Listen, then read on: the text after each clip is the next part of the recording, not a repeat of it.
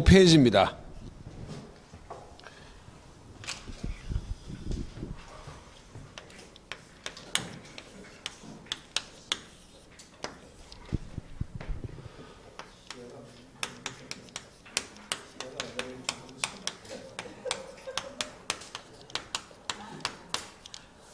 예, 통정허위 표시입니다. 예, 가장 대표적인 예를 하나 들어보도록 하겠습니다. 가령 A와 값 사이에 채권 채무 관계가 있어요. A가 값에게 1년 동안 1억이란 돈을 빌려주고 있습니다. 금전 소비 대차 계약이요. 그럼 이 변제기 도래했을 때 채무자가 채권자에게 채무를 변제하면 아무런 문제가 없지만 채무를 변제하지 않는다면 이 채권자는 채무자의 일반 재산을 강제 집행할 수 있어요. 그런 강제 집행을 면탈할 목적으로 친한 친구인 을과 서로 짜고 즉 합의하여 즉 통정하여 매매할 의사는 없지만 매매한 것을 가장할 수 있다고. 그럼 가장 매도인 갑이란 표의자의 입장에서는 이 재산을 매매할 의사는 있다 없다? 없어요. 근데 표시하기를 매매한다고 표시했다고. 자, 그리하여 가장 매수인 을 명의로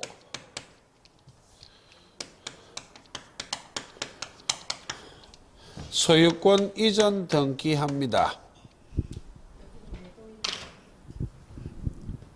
죄송합니다. 예.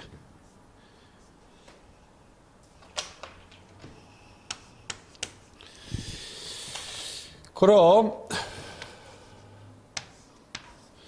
이 재산이 가장 매수인 명의로 소유권 이전 등기가 되어 있다면 강제 집행을 면탈할 목적으로 재산을 빼돌렸다는 것을 입증하지 않는 한 이 재산을 강제 집행할 수는 있다 없다? 없어. 그럼 통정허위 표시에 가장 대표적인 예가 가장매매일 뿐 가장매매만 통정허위 표시는 아닙니다. 시험에 사례로 물어보면 10중 8구는 가장매매로 물어봐요. 사례는. 근데 가장저당권도 있고 가장임대차도 있고 가장소비대차 등도 있기 때문에 가장의 무엇, 허위의 무엇 이란 말이 등장하는 것은 우리 시험은 전부 다 무엇이다? 통정허위 표시. 그럼 108조가 아닌 103조가 아닌 108조란 개별 규정에 따라 무효가 됐기 때문에 통정허위 표시의 무효는 반사의 질서행위다 아니다? 아니라고. 이 통정허위 표시는 무효인데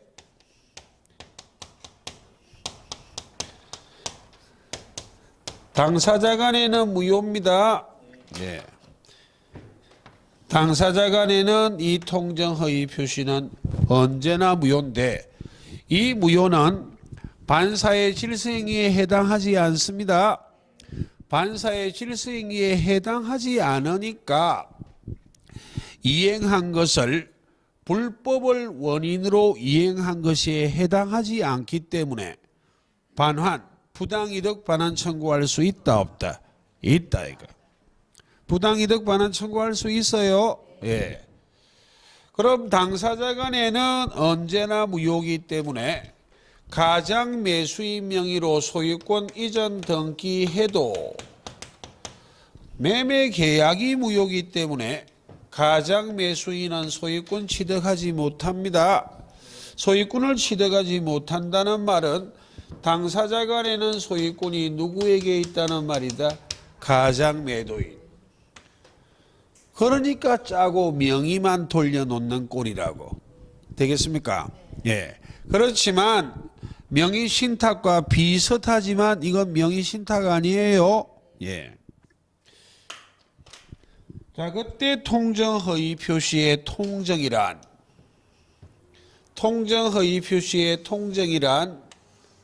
무엇을 의미하는 것이다? 합의를 의미합니다. 예. 를 기억하시고 그럼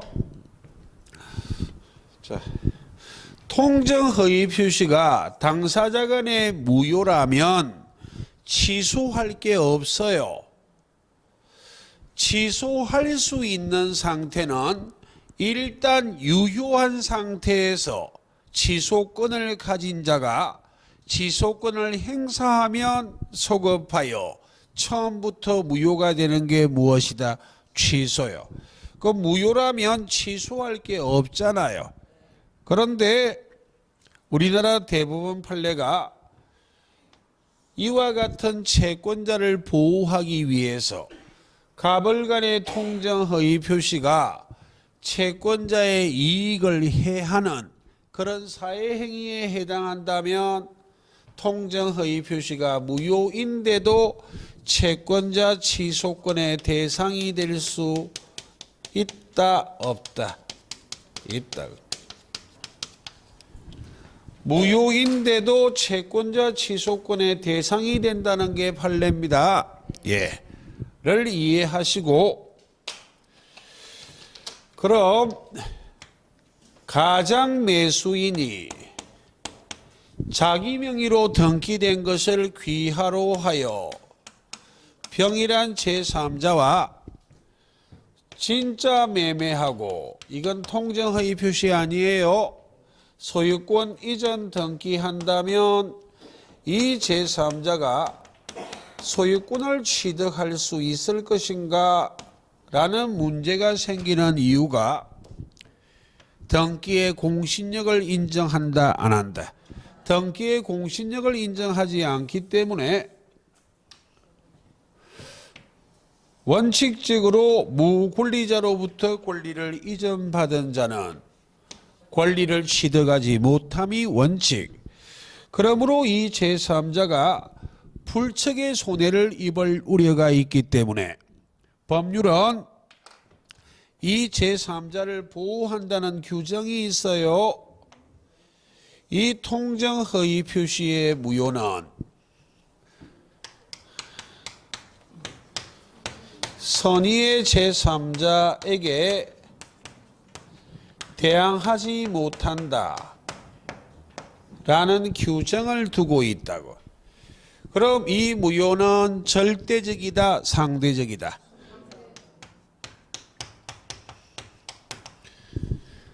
그러므로 등기의 공신력은 인정하지 않지만 이 제3자가 선이라면 유효하게 권리를 취득할 수 있다 없다? 있어요. 제3자가 법률상 보호받기 위해서는 선의이기만 하면 되지 무과실은 요건이다 아니다? 아니다. 법률이 선의의 제3자에게 무효를 대항하지 못한다라고 규정하고 있지 선의의 제3자에 대한 관계에서는 유효다라고 단정하고 있지 않는 이유는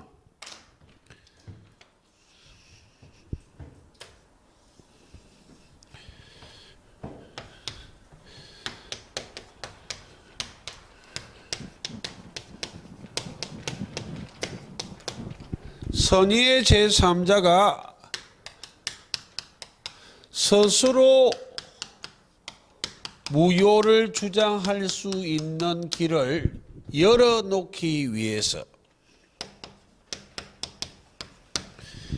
선의의 제3자가 스스로 무효를 주장하는 건 무방해요. 이 예는 묻지 않는데 이 표현을 이해하기 위해서 이렇게 가보자고.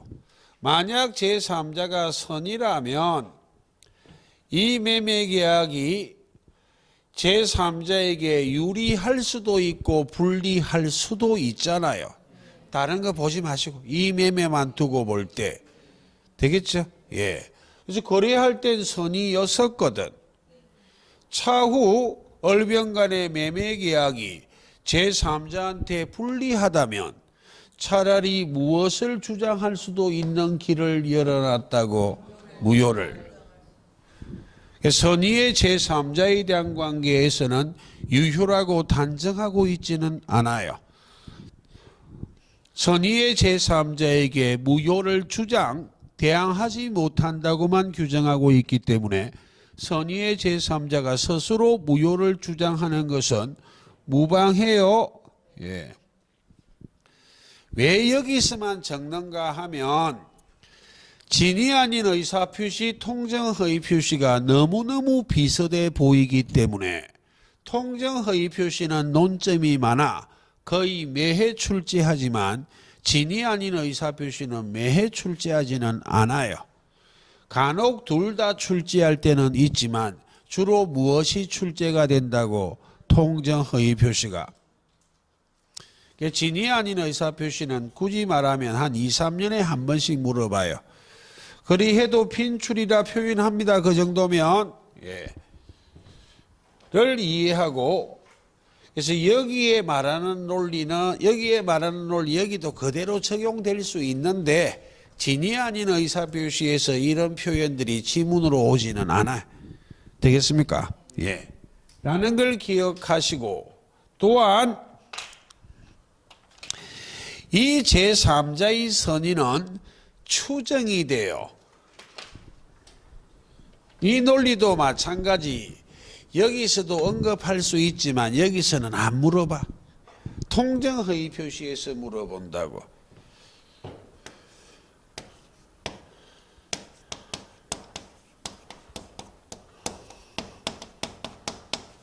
제3자의 선의는 추정된다는 규정이 있다고. 되겠습니까? 그럼 제3자가 선인지 악인지 다툼이 생기면 누가 입증할 것인가?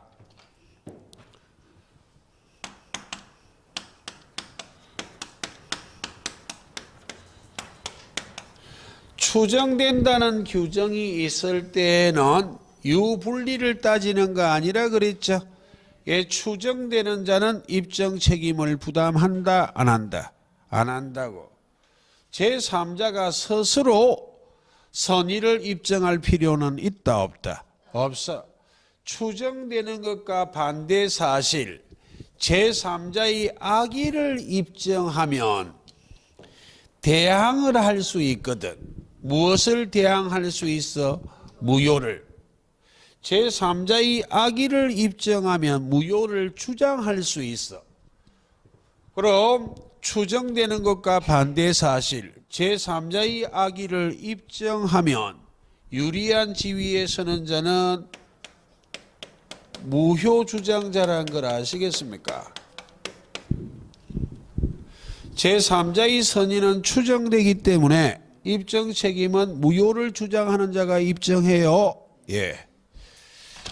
입증 책임은 어려워도 들어보는 거예요. 지금은 잘 안 될 수밖에 없어. 그래도 계속 듣고 들어야만 조금씩 진일보할 수 있어요. 이해하겠습니까? 예. 를 기억하시고, 그럼 도대체 이 제3자는 어떤 자를 제3자라고 말하는 것인가?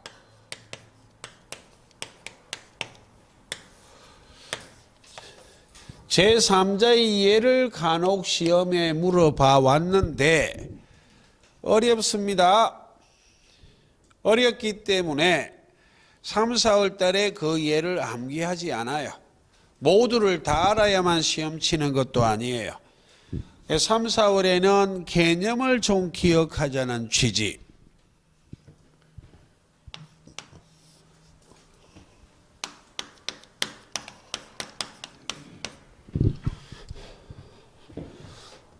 통정허위 표시하는 당사자가 제3자일 수는 있습니까? 없잖아요.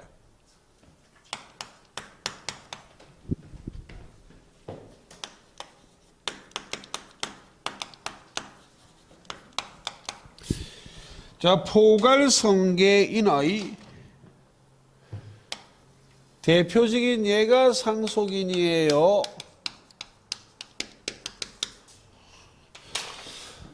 가장 매도인이 사망했거나 또는 가장 매수인이 사망을 하여 상속이 개시됐다면 피상속인하고 상속인은 사람은 다르지만 법률상 동일시합니다. 그럼 상속인은 제3자가 될 수 있다 없다? 없어요. 그러므로 당사자 및 포괄성계인 이외의 자로서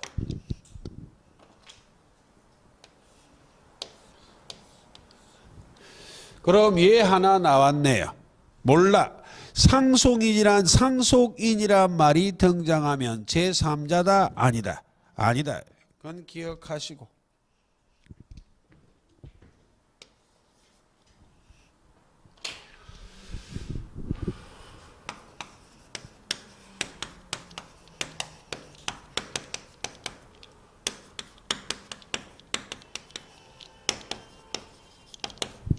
허위 표시를 기초로 하여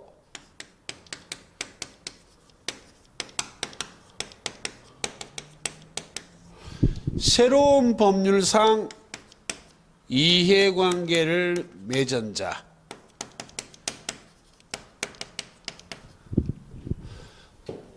개념을 유념하시되 그대로 전부 암기할 가치는 없어요.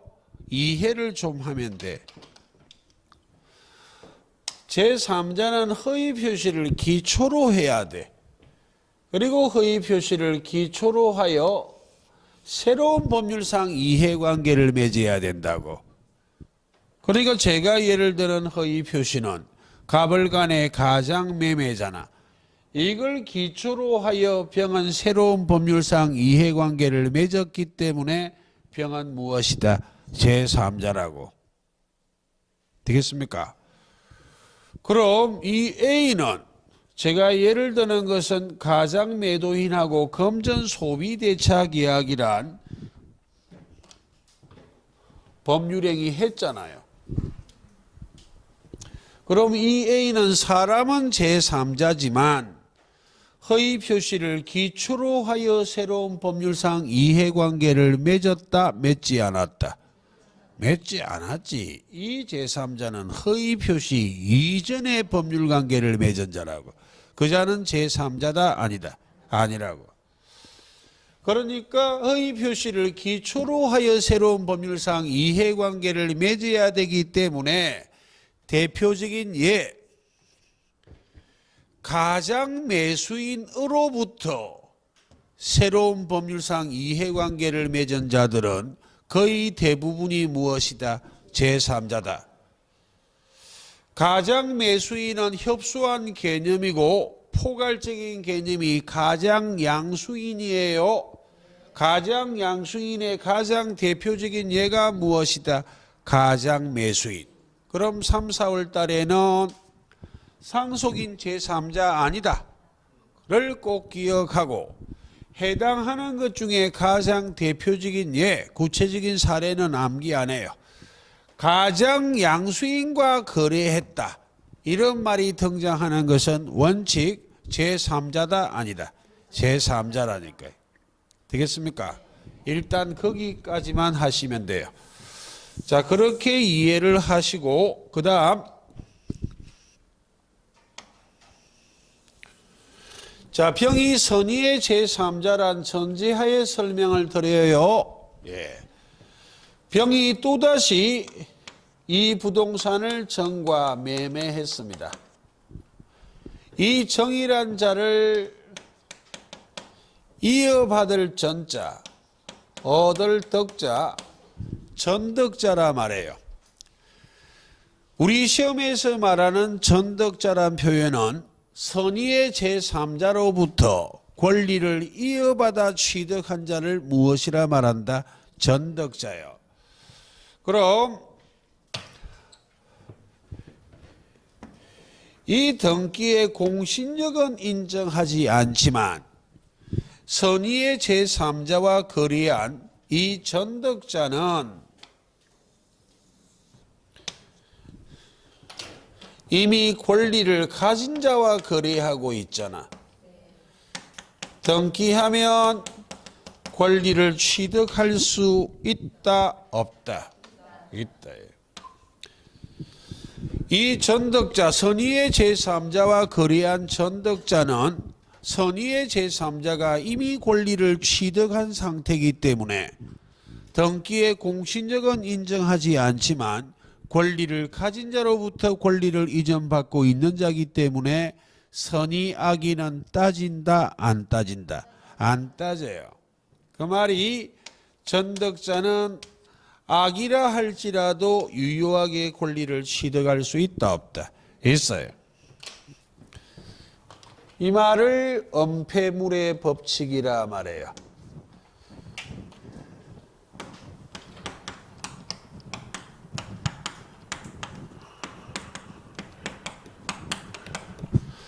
즉 전덕자 입장에서는 선의의 제3자가 은폐물이 됐다는 말이에요.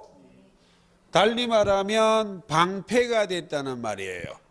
선의의 제3자가 전덕자에게 해가 되는 걸 다 막아냈다는 말이에요. 그러니까 악이라 해도 권리 취득할 수 있다, 없다? 있어요. 를 기억하시고, 자, 통정허위 표시와 구별해야 되는 개념이 있어요. 그럼 아까 말했던 명의신탁하고는 달라요. 민법상의 신탁은 우리 시험하고 별 관계없고 쉽게 접근한다면 통정허위 표시는 민법 108조에 따라 무효가 된 거잖아. 근데 부동산 실명법상의 명의신탁 금지 규정은 강행법 규정, 효력 규정이에요. 특별법에 따라 무효가 된 거라고. 그러니까 부동산 실명법이 금지하는 명의신탁 약정하고 민법 108조에서 금지하겠다, 무효로 하겠다는 통정허위 표시는 구별할 필요 있다, 없다? 있어요. 되겠습니까? 강행법규를 위반하여 무효인 것은 절대적 무효예요. 이건 상대적 무효라고. 되겠습니까? 반사의 질서행위에 해당하여 무효, 그 예시규정인 불공정한 법률행위에 해당하여 무효, 강행법 규정, 효력 규정을 위반하여 무효, 이런 건 제3자를 보호한다는 규정이 있다, 없다? 없어. 부동산 실명법이 금지하는 명의신탁하고 통정허위 표시가 이런 비슷해 보이지만 같다, 다르다? 달라요. 라는 마인드를 좀 갖고 그것보다는 구별 개념에서는 지금 하는 걸 이해를 좀 하셔야 해요.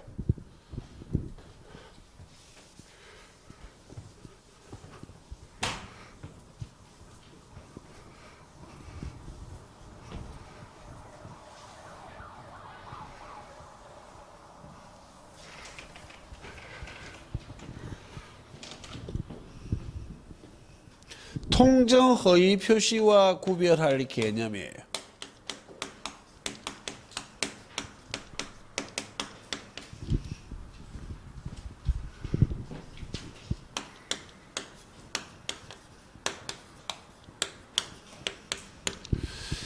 언닉행위하고 통정허위 표시는 구별이 된다는 말은 이 언닉행위는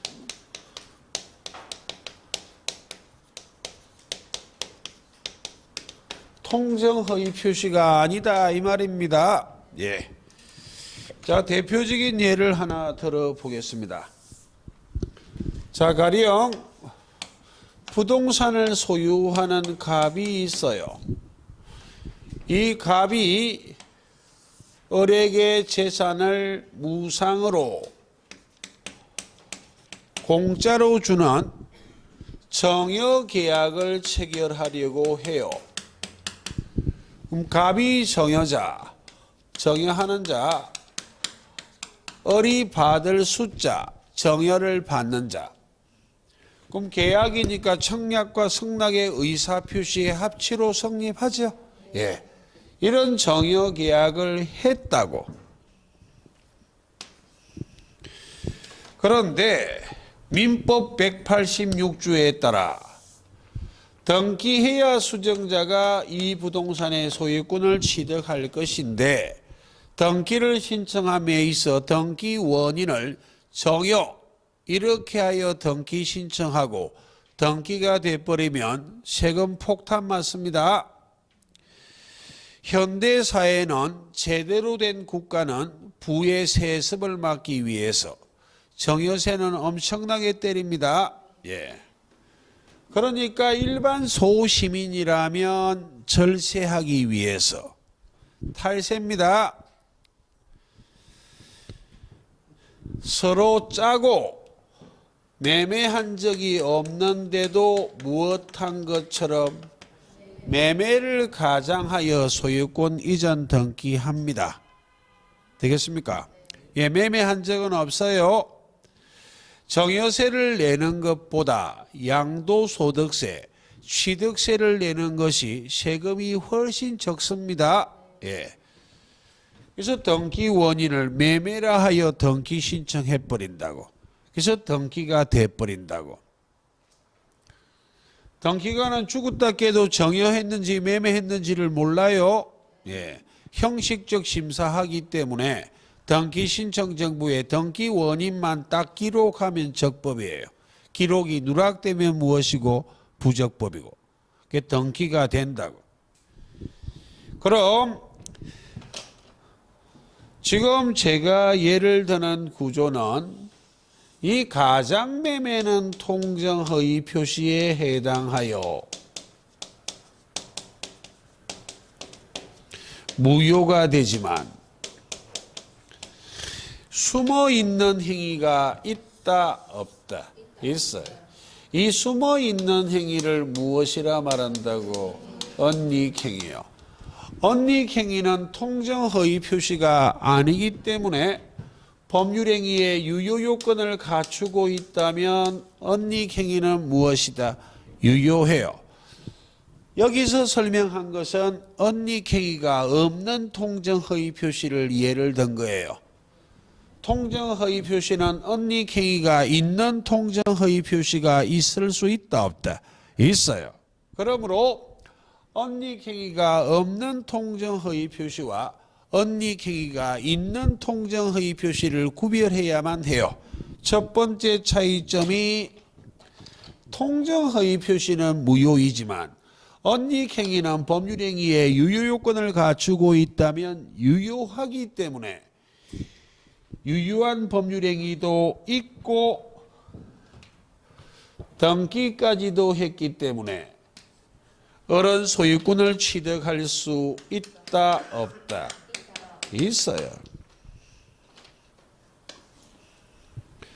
어른 소유권을 이미 취득해버렸기 때문에 차후 이 부동산을 병일한 제3자와 또다시 매매 계약하고 을이 매도인 병이 매수인 소유권 이전 등기하면 이 등기의 공신력은 인정하지 않지만 이 사례는 제3자가 이미 권리를 가진 자로부터 권리를 이전받고 있기 때문에 권리를 취득하는 데 문제 있다 없다?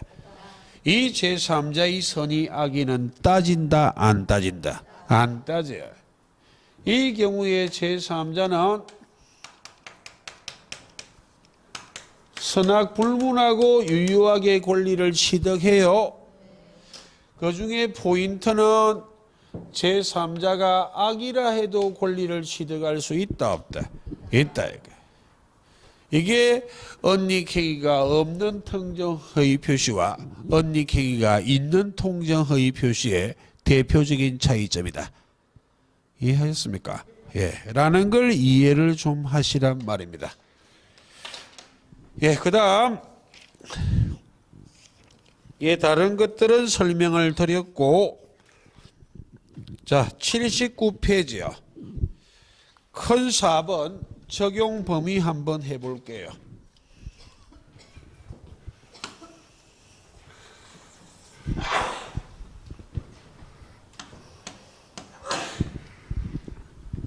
자, 우리 시험용입니다.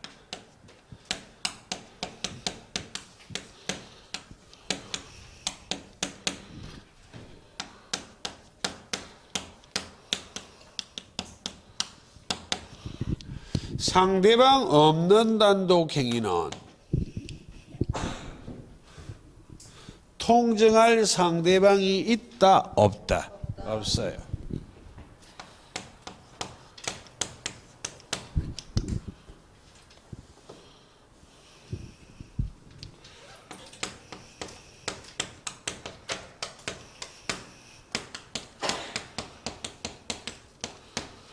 통정할 상대방이 없기 때문에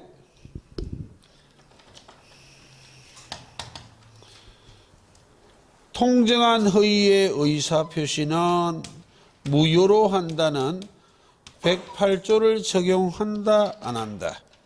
한다 안 한다? 이렇게 생각하세요. 우리 시험용이에요. 지금은 사라졌지만 사법시험이라면 위험한 표현입니다. 다른 학설이 있어요. 학설은 우리 시험 범위다? 아니다. 아니다. 몇 차례 이렇게 등장해서 옳은 지문으로 처리한 것이 우리 시험의 기출이기 때문에 이렇게 생각하시고, 시험에는 거의 묻지 않지만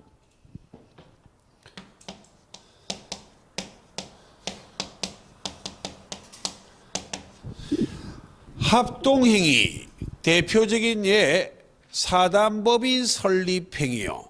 의사표시는 둘 이상이지만 의사표시가 평행적 구심적, 평행적에 초점이에요.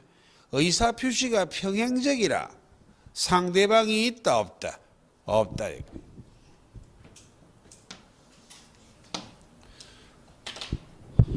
합동행위도 통정할 상대방 없습니다. 가벌병정이 사단법인을 설립하기 위해서 정관을 작성하기 위해서 의사표시를 평행적으로 한다고 상대방이 있다 없다? 없어요. 통정할 상대방이 없기 때문에 108조 적용한다 안 한다? 안 해. 정답이 되는 요소는 아닙니다. 를 기억하고 이번에는 공의 동그라미요. 앞 시간에 107조 진이 아닌 의사표시는 신공주에 적용하지 않는다. 그 중에 중요한 게 공이라 그래서요. 공법상 행위는 107조를 적용한다 안 한다? 안 하는데 결론 여기서 적용 범위가 아까 했던 사직원 제출과 관련된 판례들을 물어본다고요. 근데 비정상적 의사표시는 전부 다 공법상 행위는 적용 안 해요. 공통점이. 107조 공법상 행위 적용 안 한다는 거 기억하셨잖아. 그럼 덤으로 나머지 통정허위 표시, 착오, 사기강박에 의한 의사표시도 공법상 행위에는 적용한다 안 한다? 안 해요. 그럼 소송행위도 공법상 행위의 일종이잖아. 개인이 국가기관인 법원에 뭘 어떻게 해달라 하고 소를 제기했다고. 됐죠? 소송행위도 일종의 공법상 행위입니다. 비정상적 의사표시에 관한 규정은 적용한다 안 한다? 안 한다. 그렇게 정리를 하시면 되겠습니다. 자, 그렇게 이해하시고 그럼 지금부터 착오에 의한 의사표시입니다.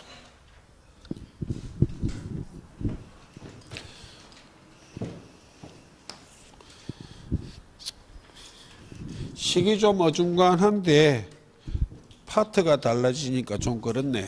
그럼 이번 시간 좀 짧게 할게요. 딱 10분만 쉽니다. 예, 정각에 한다 이런 착각하지 마시고 할 게 많습니다. 왜냐하면 지금 속도를 확 내버리면 못 알아들을까 봐 페이스를 조절하고 있기 때문에 그래서 쉬는 시간을 길게 못 드려 죄송합니다. 예, 10분만 쉬겠습니다. 예, 잠깐만 쉬겠습니다.